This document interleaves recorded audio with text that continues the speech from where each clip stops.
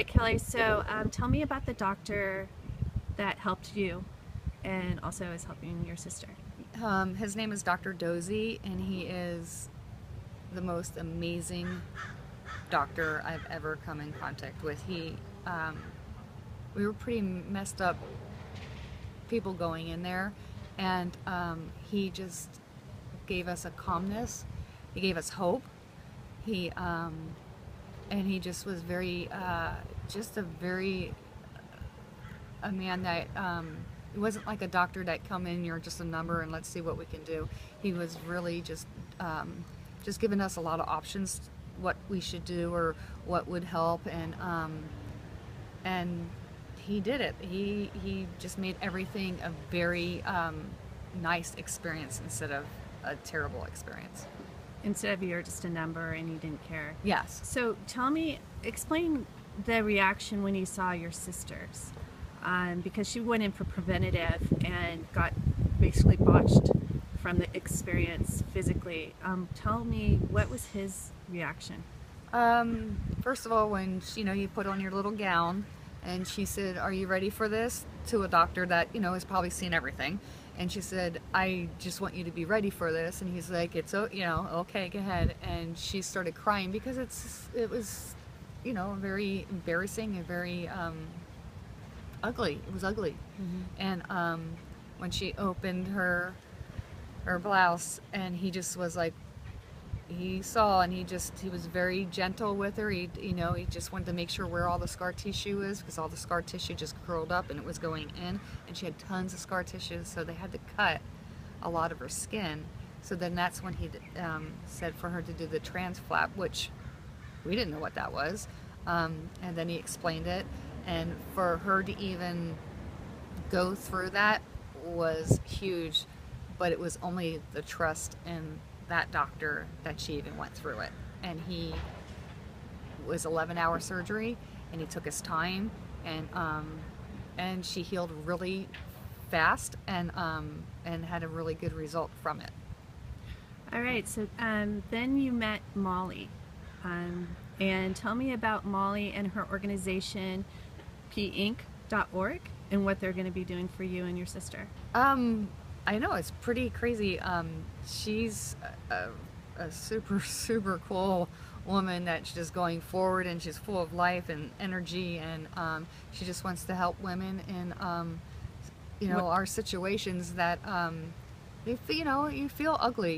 You feel ripped apart and thrown back together, and not in the way that you want to be. And she wants to make our bodies look pretty again, and to feel good about ourselves, and that's with the scars and all that, and to have something of pretty design of what we want, either tattoo of areolas that will be really nice, or any type of art that you want, that you just feel good about yourself going through such a journey that's been pretty dark.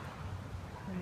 So you guys are going to be a part of the pinc Day. That's October 10th, and it's going to be in 12 different cities. And what would you like to say to people outside in regards to supporting this effort, to reach more women out there? That you don't have to do this alone, and there's a lot of people that will rally around you, and that it doesn't need to be a hidden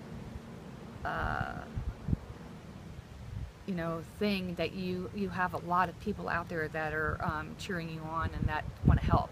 And that is like huge and eye-opening for me, because I'm the one that doesn't like a lot of attention even doing this, but it's amazing how many people that have a lot of love in their heart that want to support and give.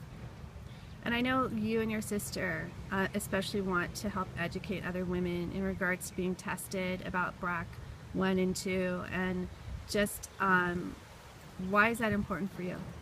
Yeah, because if I didn't go for that mammograms are very important. Don't let them tell you, wait until you're 50, wait until all that. You go in there and you demand it, because guess what? We pay for all the insurance, we do all that, and you need to get your mammograms first of all, and not miss out on them. And second, go for testing, because you know what? My sister now is pretty much saved by it. She doesn't have cancer, but she's doing well. And my youngest daughter is now going through the MRIs and all that to have a map of herself, so they can watch her really closely. So if anything does develop, we can catch it right away. And so it's a future for her also. So please share on our final note, what was the recent information that you learned about your daughter? From just even a year ago, she's 26 now, 25. It was only a year ago last year that all this happened, but she got her MRI, which is the map, and she is developing. They're concerned. They're seeing a lot of mass, and they are watching her closely. And her next mammogram and MRI, we just need to be prepared of. There might be something, and there might not. Pray to God that not, but but at least we're on it, and we're prepared for it if anything is to come from it at this point. I love you, Kelly. You're the strongest person I know, and thank you so much for sharing something so personal, but you're making a difference in your family, your story. So, love you. Love you.